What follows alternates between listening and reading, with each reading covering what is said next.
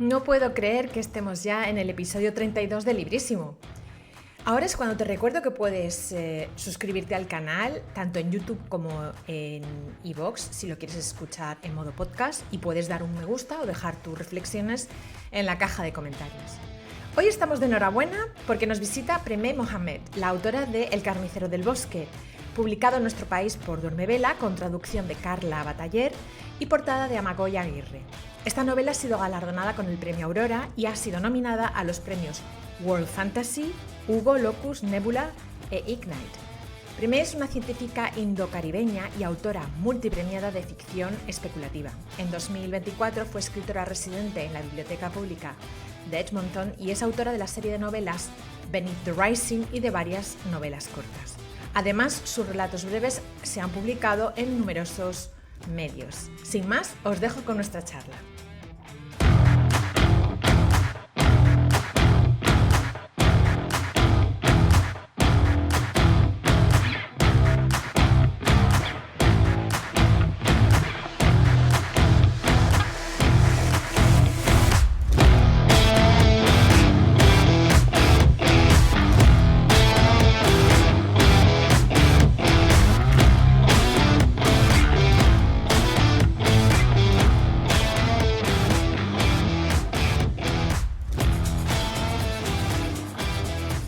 Well, and here we are, this time with Premee Mohamed. Hi, Premee. Hello, hello. Thank you so much for inviting me.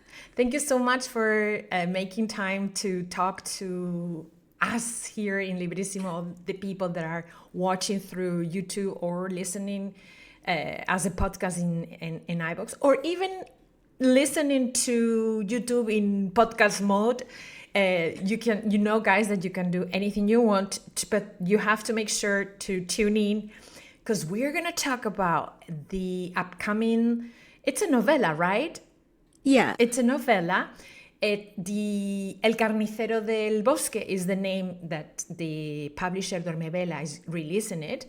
And this is, as I said in the intro, very interesting novel that has been nominated to so many awards and has won also the Aurora Award. So it's making a lot of noise. And just before we started, you were mentioning that there are versions coming in so many languages. How can you tell us a few of those? Yeah, we know for sure French because I already got my French copies. Italian, Spanish, which is what we're discussing today, Arabic, and I feel like I'm forgetting one. It may be Chinese. Oh, wow. Yeah. Amazing. Congratulations for Thank you. all this. I know that it's getting great reviews and a lot of interest, sparking a lot of interest. and and it's I wanted to recommend everybody, please take a look at it and read it because you are not going to regret it. And the first thing I normally ask people who visit us in Librisimo is about the first thing the readers encounter when they face the book. It's not necessarily the beginning, but the title. Because the title says a lot about the story. Why did you come up with this title, The Butcher of the Forest? Yeah, you know what? It's a question I get a lot, especially because when people finish, they assume that I, the author, will have told them who the Butcher of the Forest is. I thought it would be more fun to leave it kind of open. The main thing about this story is that there are a lot of bad guys, and I'm not sure there are a lot of heroes. And to my mind, there were a lot of candidates as to who might really be the Butcher of the Forest, or if there could be more than one. And I also think of it in terms of, we think of butcher as two things, really. One of them is, maybe that's another way to say murderer. Or we say, a bad person, a bad guy. But also it's also just a job. It's people who take things apart. And I hoped also that people would kind of have both of those in mind too. It's hard to really say who's evil and who's not. I mean, there are some clearly bad people in the story, but I wanted it to be up to the reader. But I still keep getting emails. You know, people email me and they go, "Who is it? Here's my theory. Here's who I think the butcher is." And I'm like, "I'm not telling you. I'm not telling you. I think it's more interesting to not know."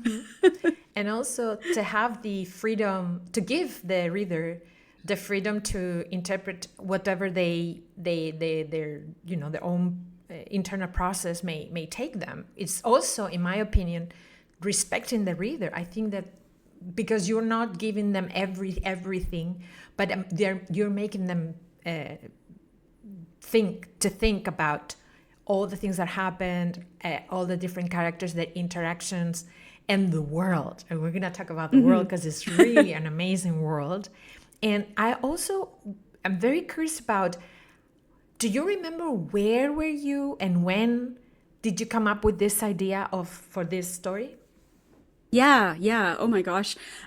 This actually is a story I still love to tell because I'm hoping one day I will be on the Wikipedia entry for stories that came from dreams. Yes. But I had a bad dream. Okay. And when I woke up, I only remembered a few seconds of it. I knew that I was in a place that was lit by, I thought, a fireplace, just one of the kind you would see in an old house. And there was a stone wall, and the wall was covered with skulls.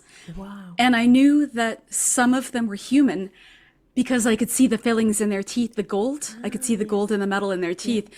But a lot of them were animal. And I was just like, oh, this is scary. This is gross. But someone behind me who I couldn't see was whispering in my ear. And they said something like, "But should the children suffer for the sins of the father?" And I said, "What?" And then I woke up. And I was like, oh, that was creepy. Wow. Where did my brain come up with that? I better write that down. That might make a good little short story. And then as the day went on, I felt like I was so shaken by it, so rattled by it. And I thought, what if this was sort of a single scene in a bigger world? At what point would this enter the story? And so maybe it's not a short story. Maybe it's something a little bit longer. So I sat down and I worked backwards from that and forwards from that. And whatever that person had whispered in my ear, that kind of ended up being the message for the book is, how responsible is the present for the past? How much can we be held accountable for what the people that we were related to did, especially if they are still in our lives? Can we throw that away, even if we want to? Is that possible? How can we make a break between what happened and what will happen? And I couldn't stop thinking about it. I could not stop thinking about it. And the image was so striking and awful to me. I was like, I have to write this. So I wrote it over the course of, I guess, 3 weeks or so, kind of working from that example, 3 weekends really, because I was working full time. I thought, okay, the fire suggests there's no electricity. So let's say it's a medieval story. The stone walls to me suggest maybe a castle or a fortress. So maybe let's write it about someone who lives there, a king or an emperor or something like that. Someone with a really gross hobby, which is collecting skulls. Someone who is not nice, a bad person. Is that the child or is that the father? Let's make that the father. So I built it out from just those 2 or 3 seconds. And when I was done, I sent it to my agent and I was like, I'm so sorry. I know I'm on deadline for a different book, but I just wrote this. So, wow. And then it got picked up. So it's unbelievable. So I can see that could be the origin. It could be a dream, because actually when I was reading it, I took some notes and I was writing nightmarish, but like a daydream. Like if you are when you are daydreaming, and it is a kind of like nightmarish, but not completely, not. So it's like it's complex. It's not black and white. Sometimes you think, oh, this is nice, but then it's, oh, this is too nice or not nice, or it's not, it changes, right? Because there's this world that I wanted to talk about, the world that you come up with in this story. And of course, there is some hints that some kind, I wasn't sure it was medieval, or I knew for sure there was more before the 20th century for sure, like maybe 19th century or 18th century. Because I remember my grandma growing up in the middle of nowhere in Spain. They didn't have electricity. She was telling me when she was little, she was telling me stories. So I imagine something like that in a rural area where there's a certain power structure and somebody in power that it's not a nice person. And I don't want to give more spoilers, but then I really found the main character, the protagonist, Veris Thorn, has a very interesting name, super, super different, because she's not young. She's not particular. She's not the hero that you normally see portrayed in many epic fantasy stories, etc. But she's super resourceful, and she makes a big difference and accomplishes something that nobody has done before twice. And I wanted to talk about Veris and how you come up with this character. Yeah, I love Varys, honestly. When people ask me if I have a favorite character that I've written, she's up there. Because she's not the kind of young, brave, heroic, I'm going to have to do this to save the world or save the kingdom or whatever. She's coerced into this. She doesn't want to do this. Her village has just survived one of several wars. She's lost almost her whole family. She's got her aunt and her grandfather left, and she lives with them. And she just wants a quiet life. And I keep thinking, oh, that's like me. I just want a quiet life. I want all the scary things in the world to go away, and I don't want them to touch me.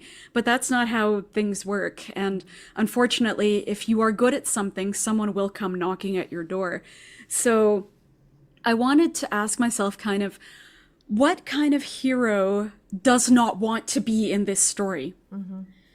And I thought, certainly a woman, because you can already see there's, it's relatively more equal, I think, in the story than in real life, but there is still some misogyny. People think there are things women can't do or shouldn't do. Somebody who's not young, somebody whose back hurts, someone who's not very magical. She's not a wizard. She's not a witch. She's got a little bit of knowledge. Mostly what she's got is something that a lot of fantasy characters don't have, which is some common sense. And as you mentioned, she's very resourceful. She works with what she has, and she also sees kind of a greater moral imperative, I almost want to say, which is almost, it doesn't matter whose children these are. They are children. They're very young, and they're lost in this incredibly dangerous forest. You can almost hear her asking herself, well, if they hadn't come to ask me, what would I do? Even though their father is directly responsible for killing so many people in the village and almost everyone she knows. So I do like to start a lot of my stories with, I have the idea first usually. Then I try to sort of build out the setting, the time and the place and the world and the technology or the magic if I need it. And then I ask myself, who is going to have the worst time in this story? And then I make that person the main character. And I think it works really well because you along the adventure, this is an adventure, she has to go on a mission and she has to rescue somebody, children. And that's as far as I'm going to go in terms of the I don't want to give spoilers.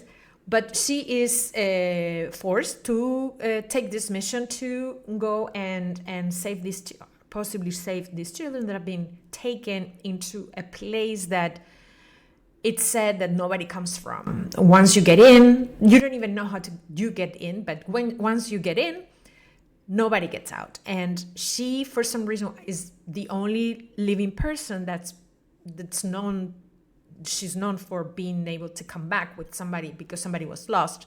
And I don't want to talk a lot about her backstory because it's very interesting. And you get to, so the pacing is so good that you're hooked. You want to know what happened, and you kind of like give little bits, and it's like you're giving us a little crumbs, and we're going, okay, I want to know why she was the one who came back and what happened back then. And at the end, all the story. And I think it's, as a mother, I am a mother,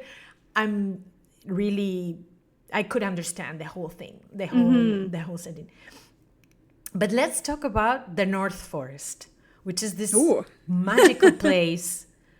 Very creepy, very beautiful too, and very with exotic creatures and vegetation. How did you come up with this, and why? Because normally when we see fantasy, of course we see magical places, but we see magical castles, or labyrinths, or other places. But why? What is it about the forest that you said this is the setting? I'm still trying to figure that out. I just loved the idea of, there are so many books set in magical forests or near magical forests.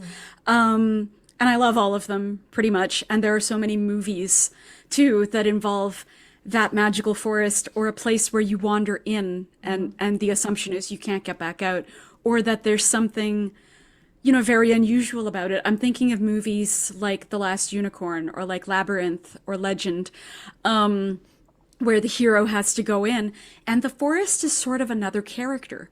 And I wanted to try to see if I could do something like that. So my background is environmental science, and I have spent a lot of time lost in forests because I have the worst quality for someone who does a lot of field work, which is that I have no sense of direction. I get lost very, very easily. When I started doing environmental work back in like 2003, 2004, we had those big, huge GPS units. And if you were far in the forest, or if there were a lot of trees around, or if there were things like buried structures or electricity towers, you wouldn't be able to get a signal. So I would just be wandering around in circles. And there's always that moment of panic where I was like, I'm not going to find the truck again. I'm just going to stay out here. I will be lost forever. And what a place to be lost, because particularly where I live, you don't know what you're in the forest with. I've had bear encounters. I know there are wolves, there are mountain lions, there are wolverines, there are moose, there are elk. There are so many things that will simply kill you out here. Yeah. And then I wouldn't find my way back. So I liked the idea of not just forest as character, but forest kind of as neutral protagonist and antagonist. The forest itself is not evil per se, but there are certainly things that live in it that don't really like humans. Yeah. And they don't really like trespassers either. And the question of how much is it the magical quality of the woods, and how much is it the people looking things that live in the woods, I wanted to leave that sort of unknown, because Varys doesn't know either. And I thought it was just another visually interesting mystery that also kind of draws a little bit from my own past of being like, I'm from the prairies, please let me out of these woods. And also, I thought that it's a great resource in the sense of anything. I mean, you can find so many things in a forest, even things that they don't supposed to be there. And there is also like a very strange house in that forest. I mean, there's all kinds of things. A little bit like, it looks small in the outside, but once you enter, it looks bigger in the inside than the outside. Yes. And takes you to places that, like there's a... So I thought about, in the beginning, I also thought about, yes, this is another kind of character. But then I thought, maybe the whole idea is the effect of the nature in living things. Not just in humans, because we always we always think about the world in terms of, you know, how it revolves around humans.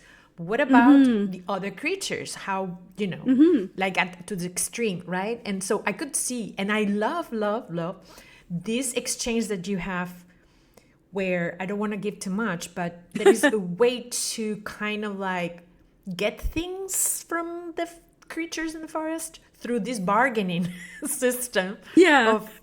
Right? And I thought that was really cool, because thank you. Normally don't get that. This dialectic exchange, it was very cool. And how did you come up with that kind of idea of, okay, so she's gonna be able to pass these obstacles doing this? It was part of it was, again, playing with the forest and the idea of the forest itself as being kind of an unreliable narrator. You can't really trust what the forest is doing. You can't trust the paths. You can't trust the trees. You can't trust that it won't try to trap you or lie to you. And that has the effect on Varys. As she goes through it, that makes her an unreliable narrator too. She doesn't know if what she's seeing is true or what she's reporting back to us is true. So that was kind of the first level. The second, I think, was once I kind of had the setting in place, I thought to myself, doesn't this sound like a fairy tale? It sounds a little bit like a fairy tale, an old one, not one of the happy ones, not one with a happy ending. And I thought the one thing you can usually do in fairy tales is strike a deal with, with the devil or with the witch or with the other characters you come across. And most of the time in a fairy tale, they hold to those rules very, very strictly. And that's how you get out of it. I'm especially thinking of things like Gaelic or Celtic fairy tales, like Irish or Scottish or Welsh, where they're making deals with the devil. And if you win your bet, the devil, disappears. He goes back to hell, or he becomes your servant and he has to plow your fields, or he can never return to your land again, or something like that. And the idea is he always keeps his side of the bargain. But I thought, well, there's no real rule saying anybody has to do that. That's completely up to whoever is making the deal. So I thought it would be more fun for me to write if Varys goes in with the idea that they're going to cheat. So she wants to be able to cheat too. And since they both understand that, but they don't know how each other is cheating, I thought this is kind of a fun little twist on the fairy tale where, oftentimes in those very old ones where people fail is on some kind of technicality. And that's sort of, not quite, that's sort of what happens in this book as well, is the idea, again, a very old one for literature. You can try to do everything right and still fail. And it's not really because of you. It's because of the larger system around you that you can't control and you're not the boss of. And I also wanted to talk about the names, because there's not many names. Because some creatures don't have a name, or we don't know them, or it's not said. And it's a very short book. But for example, Berries, she says it's a male name given to her. Even her last name, Thorn, I think it's quite interesting. But then even Aram, which is one of the kids, and Eleanor, it's quite more common. But I wanted to know, why did you choose them based on certain, because some authors said, well, they have different ideas about the decision to name a character the way they name it. So I just wanted to find out from you. I have a really hard time naming characters, almost always. For me, it's even harder than coming up with titles. And don't ask me about titles, because 90% of the time, I don't even like the title I come up with. Butcher is part of the 10%. But Varys was the first named character. And I think I came across it in some literature I had been reading, and I just popped it into my character name spreadsheet. I keep a list of names that I think I might find interesting. And usually if I am putting them into a story, I kind of check to see, does it already mean something, or is it something I can just, kind of reuse, or is it slang, or is it something like that? I have a good story about that for my French translator as well. But for Varys, not only did it feel right for her, it's short, it's no nonsense, it's easy to pronounce. So far, it seems to be translating neatly across Spanish, French, Italian, Catalan, and English, because it's got kind of a Latinate root, that I think for English and Romance speaking people, I think I wanted them to be subconsciously thinking of something like veritable or verisimilitude or verified, something that makes you think of the truth. And so we, even before we start, are thinking of Varys as the truth teller. In Spanish. Yeah. So there. Yeah. And then, for example, Aram, because Aram is not a very common name. No, but it is a name. I kind of wanted something short and not too modern sounding. You still see Arams. In actually several sort of geographical areas.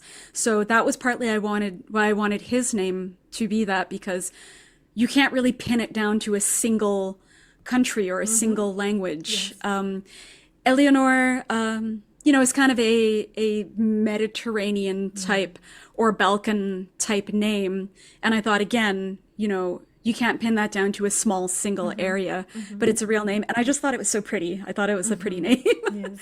And I thought also it was a slightly regal or a majestic sounding name. And in the book, again, no spoilers or whatever, she is the child of the tyrant. She's the first child, and it's assumed that she will be the heir.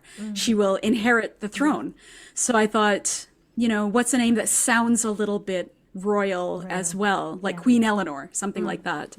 So that's how hers got picked.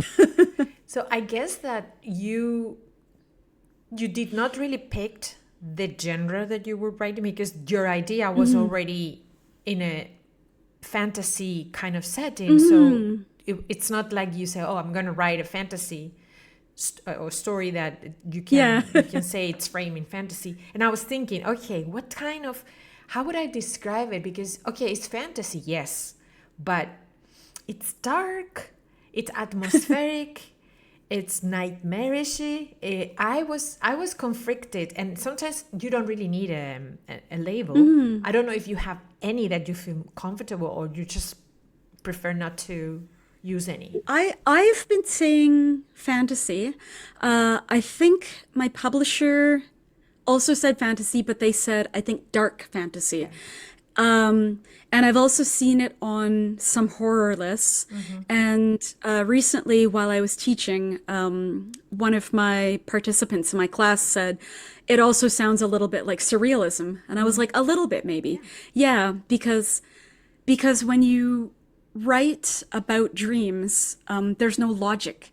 And it sometimes seems like there's no cause and effect. And I hoped there was mostly cause and effect here, but there are certainly things that appear or elements that appear that are dreamlike because they don't make sense. Yes. They have no reason for showing up, and they have no reason for what Varys does next. And I was like, I'm keeping it. I don't care. I think it looks neat. Yes. And I just hoped that my editor would not take those things out. and that's what I was saying, that some parts could be like a nightmare, but I was more thinking of a daydreaming where things are not doesn't go exactly the way you dreams don't go I don't think dreams go the way you plan. I don't think you can plan. That's the whole point of dreaming, right? So they take you to, as you mentioned, your original idea. They take you and you're like, what is this? And you just can't make sense. And maybe you start to think about, and that's what I was thinking about Varys. And I thought, maybe she's been so much trauma that she's been reflecting so much into everything that has happened to her, and she's seen and she's witnessed, that serves her to as a kind of like force field in a way, not in a literal manner, but it's a way to navigate that kind of like nightmare that she gets herself into.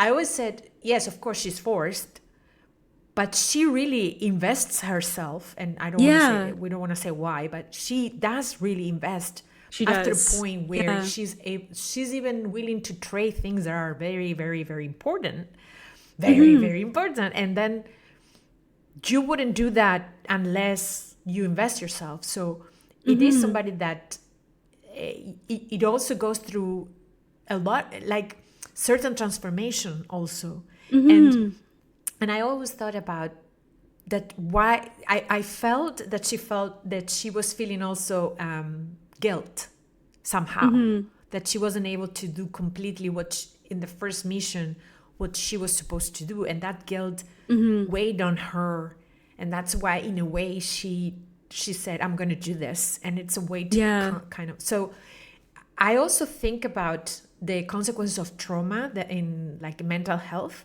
and the forest itself is kind of like also kind of like a manifestation of all those traumas, right? Because she's trying to, as I said before, navigate a very complex situation, and that's the world that we are, complex, right? And thank you for mentioning that too. I think her trauma is so ever present in the book. It's not something that she's ever going to be able to get rid of. It's so deep. I think she even mentions in the book, she thinks of it as kind of a part of her. It's like shrapnel that's gotten inside her and will never come out. But I hope people also see in the book that she kind of almost uses that, like you said, as the force field. Not that it protects her, but that it helps her navigate, that it reacts to the things in the forest that she's seen before, and it helps her respond to the things she hasn't seen before, because it's coming from her past. And again, this idea that we don't have to be defined by our past, but we can't deny that they made us who we are. And I liked the idea that she's using physical objects too to kind of ground herself. Because trauma has a way of sort of pulling our minds away from our bodies. And that is something that Varys is well aware that she cannot allow it to happen while she's in the forest. She has to be 100% there the full time. And I added her little, her kind of touchstones, her little grounding pieces, because my life is cluttered with those. I have a million of them. And I find something physical helps keep me kind of in the here and now. So I wasn't intending to make Varys much like myself. I'm not a witch. I'm not a hero. I stay out of the woods where I can. I don't have kids. But I do think it's useful to remember that trauma is not a modern thing, that trauma has always existed, and that we see its manifestation in so many different ways, so many different pieces of literature. Look at things like the Odyssey or the Iliad, and or Gilgamesh, for that matter. These journeys that people take while their minds are trying to get away from the pain that their souls feel. That definitely was related to how Varys sees the world and how she embarks on this fairy tale mission. When you were writing the story, did you know how it was going to end, or it was something that as you were writing, it came about? I did know, yeah.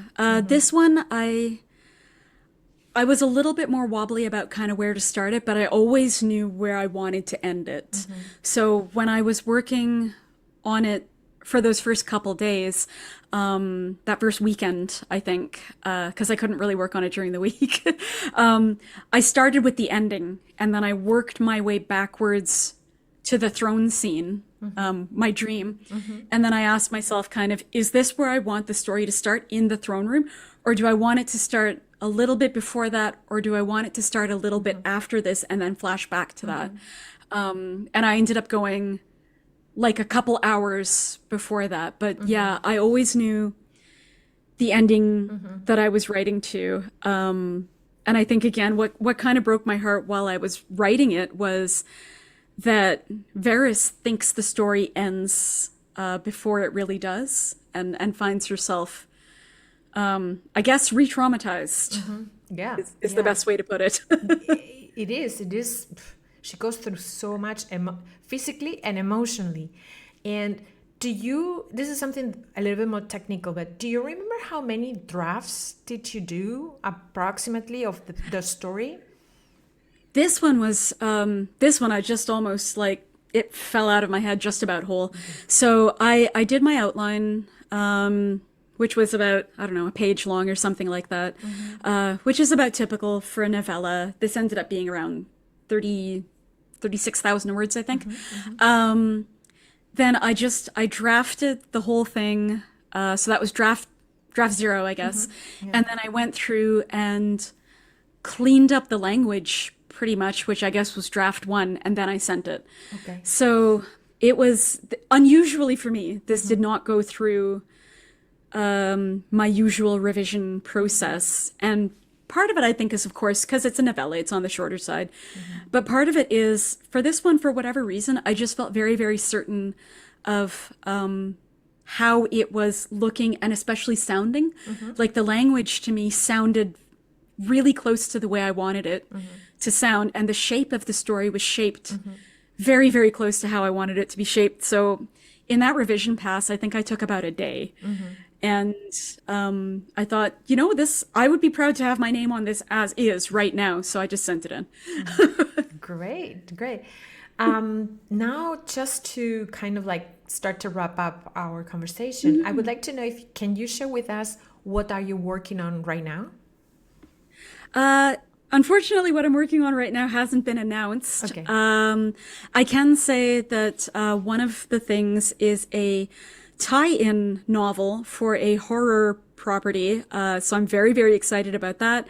That'll be the first kind of IP novel that I've ever written. I'm very honored that they thought to approach me. So whenever that gets released, that'll get released. Right. The other one is also for Tor, and that's a magical espionage novel set around the time of the Industrial Revolution. Wow. So there are spies and chases and explosions and magic, and yeah, I'm in edits for that one, so I'm excited for that one to come out the Industrial as well. Revolution should have been an amazing time full of many conflicts and many wars. Yeah. And I mean, like, just to think about that, it's so good. I mean, yeah. Yeah, I had to do so much research. I was like, I don't want this to be exactly our real world, but there are so many things I want to put in there.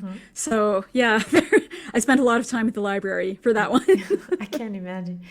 And so if you could recommend someone to be visiting us at Librisimo, another author, who would it be? But it has to be alive. It has to be alive.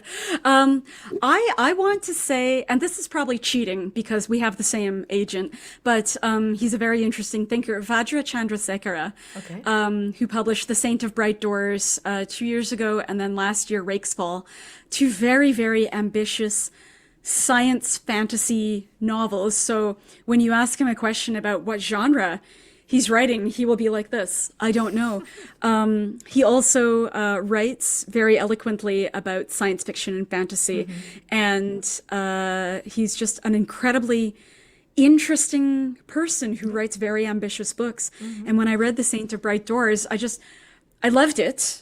I've read it twice now, but I was also so angry because I was like, I wanted to write this. I couldn't have written it because only Vajra could have written that book. But I think he also brings a very interesting kind of post-colonial, non-Western view to things. He's based in Sri Lanka. So he's not looking at literature, and he's not looking at futurisms, and he's not looking at magic or science fiction or fantasy the same way as someone like me is from North America. So you should invite Vajra. I'm going to write it down. And just the final question, because we are asking everybody who visits us, which book that they read recently would they recommend to our viewers and listeners? Because we are building this virtual little library, and at the end of every season we post what everybody has recommended, so everybody can go and pick whatever they want. So if you wanted to recommend a book that you recently read and you absolutely loved, which one would it be? Gosh. So the last couple that I've recently read and loved have not been published yet, but I will say one that is published, Notes from a Regicide by Isaac Fellman. Okay. Which is just heartbreakingly beautiful. Some of the best writing I've read for ages, but it's also like being stabbed in the heart about this family that kind of comes together and then falls apart in this sci-fi sort of setting where the entire society and the entire system is also coming apart. And the title kind of tells you what happens, because it's Notes from a Regicide, but it doesn't tell you how it happened. And finding out, I have a book spreadsheet that I keep because I'm very low tech. I'm not on, Goodreads or Storygraph or anything like that. And my spreadsheet goes up to 5 stars. Okay. I gave that one 6. Wow. So I truly, truly loved it, Okay. even if it did break my heart. And I really recommend it. Well, we certainly wrote it down, and we will be releasing it with the rest of the recommendations. And I just wanted to thank you so much for taking the time to talk to us and to the, to the audience, the potential audience of this book of yours, El Carnicero del Bosque, which is coming out with Duermevela, with translation from Carla Bataller and the cover art by Amagoia Agirre. So thank you so much for being with us. And Thank you so much. That we will have you again with one of your future projects. I hope that we will come again in Spanish. And I want to recommend everybody, please give it a try. You're going to love this story. And also, I think it's a good thing that is not very long. You can read it very fast, and it's really, it gets you from the first pages. So go ahead and you will thank me later. So thank you so much for being with us. Thank you so much for inviting me. This was so fun.